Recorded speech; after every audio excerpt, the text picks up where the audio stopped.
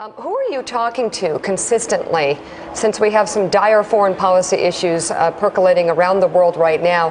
Who are you consulting with consistently so that you're ready on day one?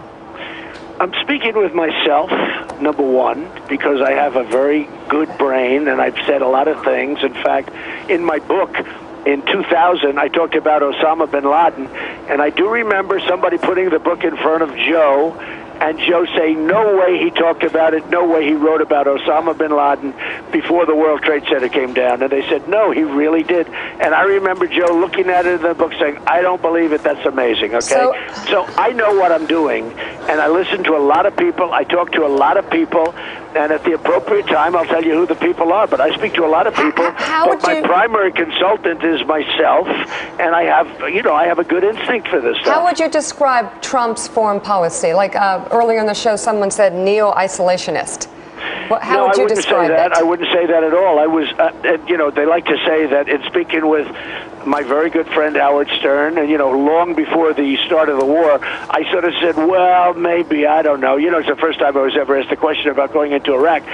The fact is, I was opposed to the war in Iraq. It was a horrible mistake. At the same time, now that you have ISIS, we have to take ISIS out. I mean, they're cutting heads, they're drowning people in cages, and they're looking to do serious damage. I mean, if they ever had, the problem you have today is weaponry.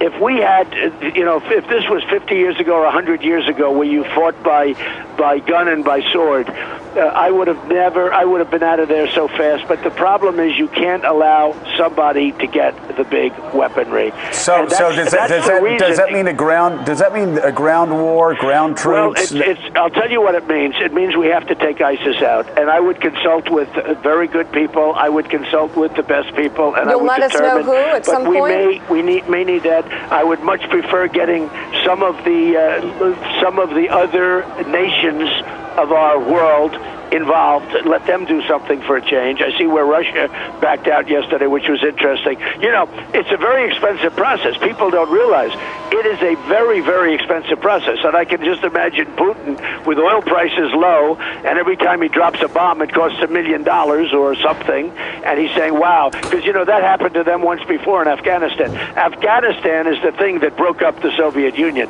The cost of Afghanistan was enormous. So I can just see Putin saying, this is more expensive than I thought, and he gets out. At some point, we have to get back to rebuilding our country. Not rebuilding, to start to build it. Because